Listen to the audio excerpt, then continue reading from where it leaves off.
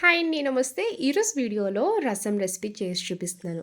ఇలాంటి వింటర్‌లో దగ్గు, జలుబు, జ్వరం ఉన్న వాళ్ళకి నోటికి పెద్దగా ఏం తినాలనిపించదు కదండీ! ఇలా ఒక్కసారి చారు పెట్టండి.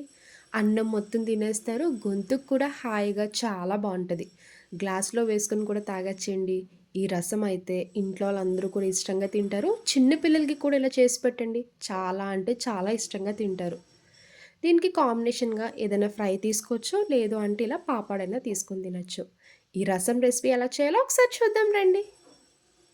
ఇప్పుడు రసం చేసుకోవడానికి ముందుగా పొడి రెడీ చేసుకోవాలి. ఇలా ప్లేట్ తీసుకొని ఒక స్పూన్ కందిపప్పు, ఒక స్పూన్ ధనియాలు, 2 ఎండుమిరపకాయలు తీసుకోండి. ఈ రసంలో కారం యాడ్ చేయమండి. ఎండుమిరపకాయలతోనే స్పైసీ సరిపోద్ది. కొంచెం కరివేపాకు, 5, 6 వెల్లుల్లి రెబ్బలు, హాఫ్ టీ స్పూన్ జీలకర్ర, హాఫ్ టీ స్పూన్ మిరియాలు. ఇవేం వేయించక్కర్లేదండి. డైరెక్ట్‌గా ఇలా తీసుకొని మిక్సీ జార్‌లో వేసి పౌడర్ చేసుకోవాలి. మరీ మెత్తగా కాకుండా కొంచెం కచ్చా పచ్చాగా చేసుకునేలా మిక్సీ చేయండి. చూడండి వీడియోలో చూపిస్తున్నట్టు మరీ మెత్తగా కాకుండా ఇలా కొంచెం బరుకుండేలా మిక్సీ చేసుకోవాలి.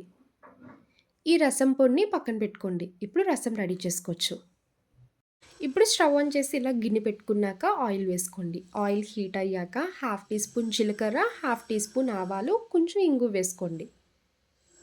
2 ఎండుమిరపకాయలు ఇలా కట్ చేసి వేసుకోవాలి. తాలింపు దోరగా ఫ్రై చేసుకున్నాక ఉల్లిపాయ, పచ్చిమిర్చి వేసుకోండి. ఎప్పుడైనా రసం పెట్టినప్పుడు ఒక ఉల్లిపాయ వేసుకుంటే సరిపోతుందండి. ఎక్కువ వేయనక్కర్లేదు. ఇలా ఉల్లిపాయ, పచ్చిమిర్చి, కొంచెం కరివేపాకు వేసుకొని లైట్‌గా ఫ్రై చేసుకోవాలి. ఇలా ఉల్లిపాయలు ఫ్రై చేస్తున్నప్పుడే చిటికెడు పసుపు, మీ టేస్ట్‌కి తగ్గ ఉప్పు వేసుకోవాలి. పసుపు, ఉప్పు వేసుకొని ఇంకొకసారి ఫ్రై చేయండి. ఇలా ఫ్రై చేసుకున్నాక ఇప్పుడు వాటర్ యాడ్ చేసుకోవాలి. పెద్ద గ్లాస్ తీసుకొని 2 గ్లాసుల వరకు వాటర్ యాడ్ చేసుకోండి. వాటర్ వేసుకున్నాక చిన్న నిమ్మకాయ సైజ్ అంత చింతపండు తీసుకొని ముందుగా నానపెట్టి ఇలా రసంలా వేసుకోవాలి. ఇప్పుడు మిక్సీ చేసుకున్న పొడి వేసుకోండి.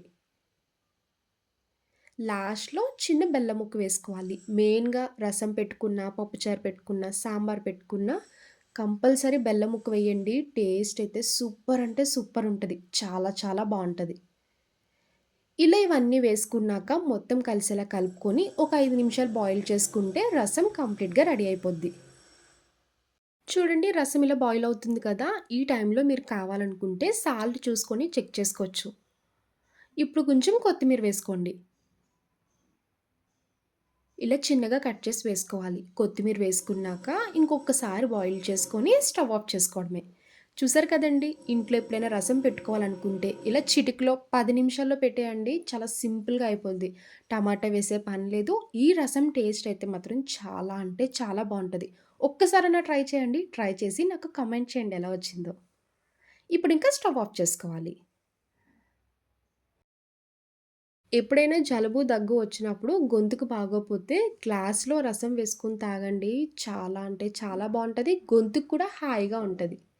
ఇప్పుడు ఇలా ప్లేట్‌లో వేడి వేడి అన్నం పెట్టుకొని, వేడి వేడి రసం, అప్పడం పెట్టుకొని తినండి.